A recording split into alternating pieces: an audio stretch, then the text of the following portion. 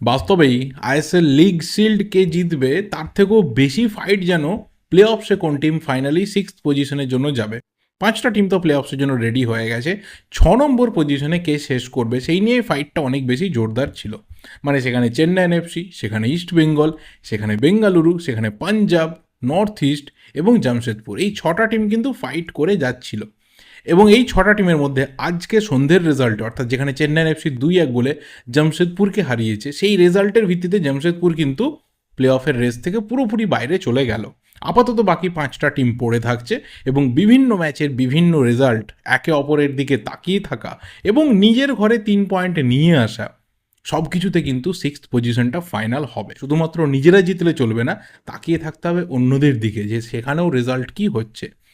এবার যদি আসি চেন্নাইন এফসির কথাতে, যে তাদের কিন্তু ব্যাক টু ব্যাক 3টে গুড নিউজ ফ্যানরা পেয়ে গেছে।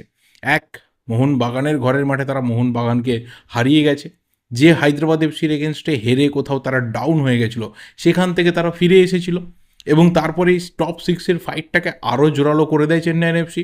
তার 2-1 দিনের মধ্যে কালকে অফিসিয়ালি আমরা জানতে পারি যে চেন্নাইন এফসির সাথে নরউইচ সিটি এফসি তাদের একটা চুক্তি কমপ্লিট হলো, যে চুক্তির ফলে একটা স্ট্র্যাটেজিক পার্টনারশিপ এবং গ্রাসরুট লেভেলে ফুটবল ডেভেলপমেন্ট, এই সব কিছুতে নরউইচ সিটি চেন্নাইন এফসিকে হেল্প করবে এবং তার পাশাপাশি নরউইচ থেকে তারা প্লেয়ার লোনে নিয়ে আসতে পারবে।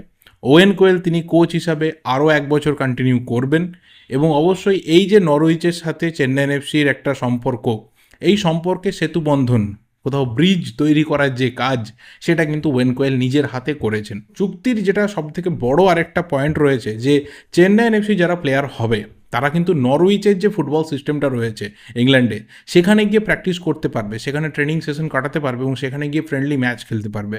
অর্থাৎ প্রি সিজন টুর্নামেন্ট যেটা হবে, টুর্নামেন্ট বলা ভুল হবে, আমাদের এখানে টুর্নামেন্টে কেউই যায় না, প্রি সিজন ক্যাম্পই ধরে নাও, প্রি সিজন ক্যাম্প যেটা হবে সেটা কিন্তু নরউইচে গিয়ে হবে। তো এটা চেন্নাইন এফসি প্লেয়ারদের জন্য ভীষণ বড় একটা প্রজেক্ট হতে চলেছে এবং এই সিজনে চেন্নাইন এফসি বা ওয়েন কোয়েল তিনি একটা রিবিল্ডিং করতে চলেছেন, কিন্তু তিনি বলেছেন যে আমার লক্ষ্য আপাতত টিমকে প্লে অফসে নিয়ে যাওয়া। এই যে কামব্যাক করাটা, যেটা তারা ফার্স্ট লেগে 12 পয়েন্টে শেষ করেছিল 12 ম্যাচে, সেখানে তারা এই সেকেন্ড লেগে এসে 8 ম্যাচে কিন্তু 12 পয়েন্ট কালেক্ট করতে পেরেছে।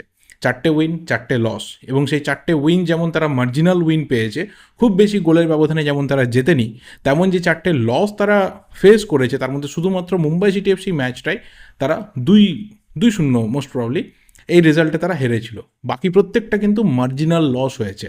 তো কোথাও একটা ভালো খেলা চেন্নাইন এফসি তুলে ধরার চেষ্টা করছিল, সেটা তারা আপাতত পারছে। দেখা যাক ফাইনালি তারা প্লে অফসে পৌঁছতে পারে কিনা।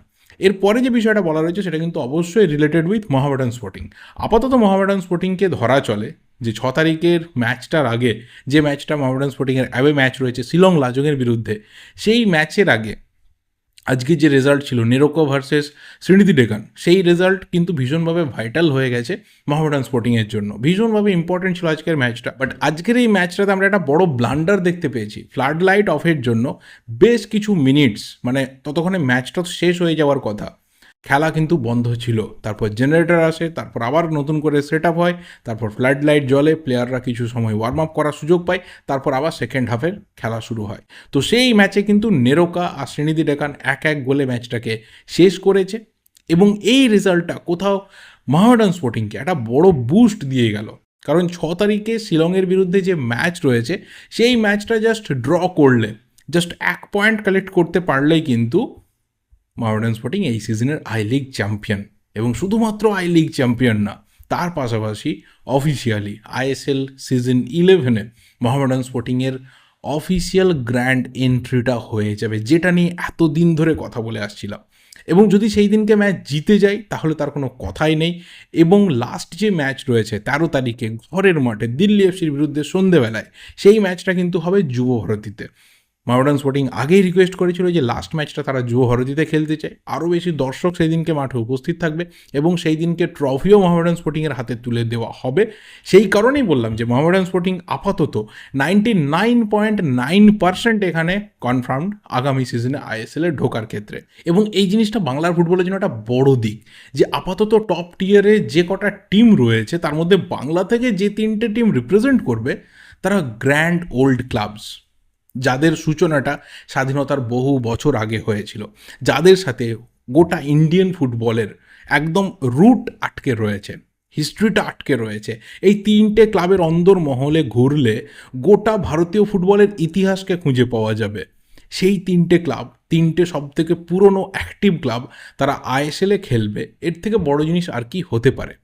তো দেখা যাক মোহামেডান স্পোর্টিং লাস্ট দুটো ম্যাচে, আমি অন্তত পার্সোনালি চাই যে 3-3-6 পয়েন্ট একটা বড় ব্যবধানে জিতে কোথাও আই লিগ চ্যাম্পিয়ন হোক, একটা রেকর্ড পয়েন্ট তারা কালেক্ট করুক, এবং অবশ্যই একটা গ্র্যান্ড এন্ট্রি আমরা আইএসএল 11-এ তাদের দেখতে চাই। আরও টিমের মধ্যে মোবিলিটি দরকার রয়েছে, আইএসএল লেভেলের একটা টিম বানাতে হবে, সেই লক্ষ্যে আপাতত মোহামেডান স্পোর্টিং কিন্তু রয়েছে। দেখা যাক, এখনও অবধি কোনো নাম সেভাবে বেরিয়ে আসেনি, বাট যখন থেকে বেরিয়ে আসবে, যখন থেকে কোনো নাম শোনা যাবে, নিশ্চিতভাবে সেই নামগুলো নিয়ে ইন ডিটেলসে ডিসকাস করব। আর এবার থেকে আমরা যারা বাংলাতে ফুটবল নিয়ে ভিডিওটা বানাই, আমার মনে হয় যে আমাদের দায়িত্বটা আরও বেশি করে বেড়ে গেল। আরও একটা দিনের কোথাও প্রেশার আমাদের কাছে এসে গেল যে যেই দিনগুলোতে মোহামেডান স্পোর্টিং মাঠে নামবে আইএসএলে টপ টিয়ারে এবং বেগ দেবে আরও বড় বড় নামগুলোকে। দেখা যাক, সেই দিনের অপেক্ষায় আমরা রয়েছি। কিন্তু এর পরের বিষয়টা না, মোহনবাগান এবং ইস্টবেঙ্গল ফ্যানেদের জন্য একদমই ভালো বিষয় না। কারণ যে ম্যাচটার দিকে মোহনবাগান তাকিয়ে রয়েছে, যে লিগ শিল্ড জয়ের ক্ষেত্রে এক ধাপ এগিয়ে যাওয়ার ম্যাচ, একইভাবে আরেকটা ম্যাচ সেদিকে ইস্টবেঙ্গল সমর্থকরা তাকিয়ে রয়েছে প্লে অফসে পৌঁছে যাওয়ার এক ধাপের একটা ম্যাচ। সেই দুটো ম্যাচে মোহনবাগান এবং ইস্টবেঙ্গল ফ্যানরা কিন্তু বঞ্চিত থাকবে স্টেডিয়ামে বসে খেলা দেখার থেকে। তার কারণ পাঞ্জাব এফসি তারা কিন্তু অফিসিয়ালি আজকে জানিয়ে দিয়েছে তাদের সোশ্যাল মিডিয়াতে যে 6 তারিখে মোহনবাগানের বিরুদ্ধে এবং 10 তারিখে ইস্টবেঙ্গলের বিরুদ্ধে যে দুটো ম্যাচ তারা খেলবে, সেই দুটো ম্যাচ কিন্তু ক্লোজ ডোর ম্যাচ হবে, কোনো দর্শকের প্রবেশাধিকার থাকছে না। কারণ কিছুদিন আগে ওখানে একটা ফায়ার রিলেটেড প্রবলেম হয়েছিল, তো সেই কারণে ওরা রিস্ক নিতে চায় না, এবং নতুন করে পারমিশন তারও একটা ব্যাপার রয়েছে, এবং সেই পারমিশনটা ওরা আপাতত করাতে চায় না। যেহেতু এখন বুঝতেই পারছি যে 90%-এর ওপর চান্স নেই ওদের কাছে আর প্লে অফসে পৌঁছানোর, তো কোথাও সেই পারমিশনটা বৃথা যাবে। হয়তো ঘরের মাঠে আর ম্যাচ নাও পড়তে পারে, সেরকমই চান্স হবে। কারণ 6th পজিশনে যারা শেষ করবে তারা ঘরের মাঠে ম্যাচ পাবে না, তাদেরকে কিন্তু অ্যাওয়ে ম্যাচ খেলতে হবে। তো এই সব ভাবনা চিন্তা থেকে পাঞ্জাব এফসি তারা কিন্তু আর সেই রিনিউ করেনি পারমিশনের, এবং আগামী সিজনে যেটা শোনা যাচ্ছে যে পাঞ্জাব কিন্তু নিজের ঘরের মাঠে চলে যেতে পারে, অর্থাৎ পাঞ্জাবে তারা ফিরে যেতে পারে। কোন স্টেডিয়ামে খেলে সেটাও দেখার বিষয় হবে।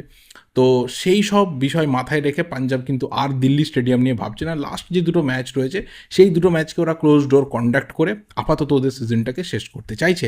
কিন্তু সেই দুটো ম্যাচ মোহনবাগান এবং ইস্টবেঙ্গলের জন্য ভীষণভাবে ইম্পর্টেন্ট। মোহনবাগানকে কোথাও লিগ শিল্ডের জন্য এই ম্যাচটা জিততেই হবে। 1-0 হলেও দ্যাট উইল বি এনাফ। কিন্তু পাঞ্জাব এফসি আগের দিনকে মোটামুটি ভালো খেলেছিল, ওড়িশার বিরুদ্ধে ওরা যে পারফরমেন্স তুলে ধরেছিল, ডিসেন্ট একটা পারফরমেন্স ছিল। কিন্তু একইভাবে ওড়িশা ঠিক যতটা সুপিরিয়র টিম ছিল পাঞ্জাবের থেকে, ঠিক ততটাই সুপিরিয়র টিম কিন্তু পাঞ্জাবের থেকে মোহনবাগান। সেই জায়গা থেকে যে কেউ এক্সপেক্ট করতে পারে যে এই ম্যাচটা মোহনবাগান ইজিলি একটা কেক ওয়াক করে জিতবে। কিন্তু চেন্নাইন এফসি ম্যাচের রেজাল্ট অনেক ইকুয়েশন বদলে দিয়েছে। কিন্তু যেটা বড় প্লাস পয়েন্ট সেটা হচ্ছে দুটো। এক হচ্ছে অ্যান্থনি লোপেজ হাভাস, তিনি ডাগ আউটে ফিরছেন, তিনি সাইড লাইনে থাকবেন, এবং তার পাশাপাশি শাহাল আব্দুল সামাদ, শাহালও কিন্তু চোট সারিয়ে সম্ভবত এই পাঞ্জাব ম্যাচে ফিরতে চলেছে। কিন্তু শুরু থেকে খেলতে পারবে কিনা there is a big doubt. এরপরে যে বিষয়গুলো বলবো সেটা অবশ্যই কিন্তু বেশ কিছু ট্রান্সফার রিলেটেড কথা, যার মধ্যে প্রথম ব্যাপারটা এফসি গোয়া তারা কিন্তু অফিসিয়ালি একজন প্লেয়ারকে সই করিয়ে নিয়েছে। সেটা হচ্ছে রিয়েল কাশ্মীরের captain Mohammad Hammad. He is a defender, এবং তার সাথে মাল্টি ইয়ারের ডিল হয়েছে, লং টার্মে তার সাথে কিন্তু কন্ট্রাক্ট হয়েছে। যেহেতু সন্দেশ ঝিঙ্গান চোটের জন্য একটা লম্বা সময় বাইরে থাকবে, মানে সিজনের শুরুর দিকে যে টুর্নামেন্টগুলো রয়েছে, বিশেষ করে এখানে ডুরান্ড কাপের কথা বলবো, বা মোটামুটি আইএসএলও একটু আর্লি শুরু হয়ে যাওয়ার চান্স রয়েছে আগামী সিজন থেকে, সেটা যদি হয় তাহলে মোটামুটি সেপ্টেম্বর অক্টোবর অবধি সন্দেশ ঝিঙ্গানের সার্ভিস কিন্তু এফসি গোয়া পাচ্ছে না। তো সেই জায়গাতে মোহাম্মদ হামাদকে নেওয়া হচ্ছে, এবং নিম দর্জিকে শর্ট টার্ম কন্ট্রাক্টে নেওয়া হয়েছিল, তার সাথে লং টার্মে এফসি গোয়া কিন্তু যাচ্ছে না। তো যেহেতু সন্দেশকে পেতে পেতে প্রায় অক্টোবর বা নভেম্বরও হয়ে যেতে পারে, সেই জায়গাতে মোহাম্মদ হামাদের মতো একজন ডিফেন্ডার কোথাও টিমকে ভালোভাবে হেল্প করবে। রিয়েল কাশ্মীরের হয়ে কন্টিনিউয়াসলিও এই সিজনে ভালো পারফরমেন্স করেছে। He is a very very good quality defender. দেখা যাক আপাতত আইএসএলে এসে কত ভালো খেলতে পারে। বাট লাস্ট যে প্লেয়ারকে নিয়ে কথা বলবো সেই প্লেয়ারকে নিয়ে কিন্তু ইন ডিটেলসে একটা দুটো ভিডিও হয়ে যাবে। He is Lalianzuala Chhangte. আপাতত এই 2024-25 সিজনের যখন সামার ট্রান্সফার উইন্ডো ওপেন থাকবে, ইভেন যদি সেটা নাও হয়, যদি মুভ নাও হয়, তাহলে উইন্টার ট্রান্সফার উইন্ডোতে কিন্তু আবারও তাকে নিয়ে টানাটানি হবে। তার সবচেয়ে বড় কারণ হচ্ছে দুটো। এক, ওকে যে ক্লাবগুলো টার্গেট করছে তাদের ইমিডিয়েট ওই জায়গাতে প্লেয়ার লাগবে for the long term. And number 2, Mumbai city এফসির যে প্রজেক্টটা রয়েছে লং টার্মে আন্ডার পিটার ক্র্যাটকি, সেই প্রজেক্টে কিন্তু লং টার্মে লালিয়ানজোয়ালা ছাংতে থাকছে না। সেই জায়গাতে ইয়াং প্লেয়াররা অনেক বেশি করে প্রায়োরিটি পাবে। বিক্রম প্রতাপ উঠে গেছে, আয়ুষ চিকারের মতো প্লেয়ার রয়েছে, তার পাশাপাশি গুরকিরত রয়েছে। তো কোথাও ইয়াং ব্রিগেডের ওপর অনেক বেশি করে ফোকাস পিটার ক্র্যাটকে তিনি করতে চাইছেন, এবং লালিয়ানজোয়ালা ছাংতের যে ফর্মের ইনকনসিস্টেন্সি, এটা কোথাও পিটার ক্র্যাটকিকে বাধ্য করবে যে 2025-এ ওর কন্ট্রাক্ট শেষ হয়ে গেলে ওকে ফ্রিতে ছেড়ে দেবো। এবং এখানে সবচেয়ে বড় টুইস্ট আসছে যে 2025-এ যদি ওকে ফ্রিতে ছেড়ে দিতে হয় তাহলে সেই ক্ষেত্রে মুম্বাইয়ের কিন্তু কিচ্ছু লাভ থাকছে না। ওকে যেভাবে নিয়ে আসা হয়েছিল, যা খরচা করা হয়েছিল, বা ওকে যেভাবে হায়েস্ট পেড একজন ফুটবলার বানানো হয়েছিল মুম্বাই সিটি এফসিতে, সব কিছু নিরিখে ওর সাইনিং অন বোনাস ফি, ওর স্যালারি, ওর বিভিন্ন বোনাস পার্ক সব কিছু মিলিয়ে সেই জায়গাটা কোথাও মুম্বাই জলে যাবে। সেখানেই কোথাও মুম্বাই সিটি এফসির একটা প্ল্যান শোনা যাচ্ছে যে 2024-25-এর সামারে যদি একটা মোটা অ্যামাউন্টের অফার লালিয়ানজোয়ালা ছাংতের জন্য কোনো ক্লাব নিয়ে আসে, তাহলে সেই জায়গাতে ছাংতের জন্য খুব বেশি তারা হোল্ড করে রাখার চিন্তাভাবনা নাও করতে পারে। আর যদি কোনোভাবে প্লেয়ার মুভ করতে না চায় 24-25-এর সামারে, তাহলে হয়তো 2025-এর উইন্টারে গিয়ে তাকে ছেড়ে দেওয়া হতে পারে।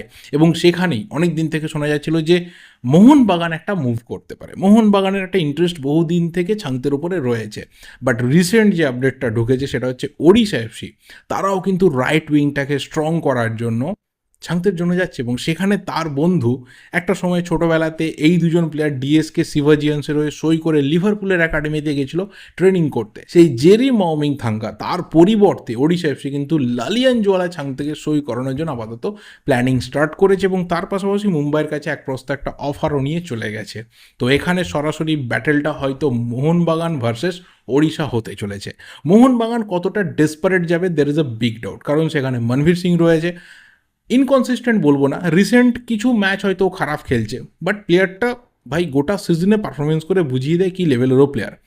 যদি কিয়ান নাসরিকে শেষ অবধি না ছেড়ে দেওয়া হয়, কিন্তু ওয়েন কোয়েল তিনি কলকাতাতে এসেও কিয়ান নাসরির প্রশংসা করে গেছেন যে এরকম প্লেয়ার আমি পেলে ভাই সিরিয়াসলি আমার শক্তি বাড়বে।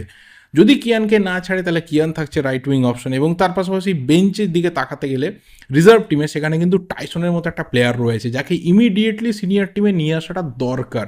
তো এই ধরনের ব্যাকআপ কিন্তু মোহনবাগানে রয়েছে। মোহনবাগানে প্লেয়ার নেই এরকম না, কিন্তু ওড়িশার দিকে তাকালে দেখা যাবে সেই জায়গাতে রাইট উইংয়ে জেরির পর আর সেভাবে কিন্তু কেউ নেই। হয়তো ইসাগরাল থেকে ইউজ করা হয়েছে, বা কখনো রাইট উইংয়ে আমরা দেখেছি রয় কৃষ্ণকে অবধি খেলতে, বাট সেখানে রিপ্লেসমেন্ট কিন্তু জেরির লাগবে, এবং সেটা লালিয়ানজোয়ালা ছাংতে হতে পারে। আপাতত ওড়িশা সেভাবে কিন্তু টার্গেট করে এগোতে শুরু করছে। তো দেখা যাক ছাংতের জন্য এই ব্যাটেলটা জারি থাকে নাকি মুম্বাই তাকে ফাইনালি রেখে দেওয়ার চিন্তাভাবনা করে, কারণ এখনও যেহেতু এতগুলো ম্যাচ বাকি রয়েছে, লিগ স্টেজের ম্যাচ বাকি রয়েছে, প্লে অফসের ম্যাচ বাকি রয়েছে, ফাইনাল অবধি গেলে ফাইনালের ম্যাচ বাকি রয়েছে। তো এই সব কিছুর পর যদি পিটার ক্র্যাটকির মনোভাব চেঞ্জ হয়ে যায় তাহলে হয়তো হয়ে যেতে পারে অন্য কিছু সিচুয়েশন আমরা দেখতে পারি, কারণ ট্রান্সফার মার্কেট অলওয়েজ একটা ভোলাটাইল জায়গা, সেখানে বহু কিছু বহু সময় ঘটে যেতে পারে। সো যাই হোক, এতে তোমাদের কি ওপিনিয়ন রয়েছে অবশ্যই তোমরা শেয়ার করো। এই ভিডিওটা এই অবধি ভালো লাগলে লাইক করো। দেখা হবে পরের ভিডিওতে। Till then subscribe the channel যদি নতুন হয়ে থাকো। Thank you, good bye and good night.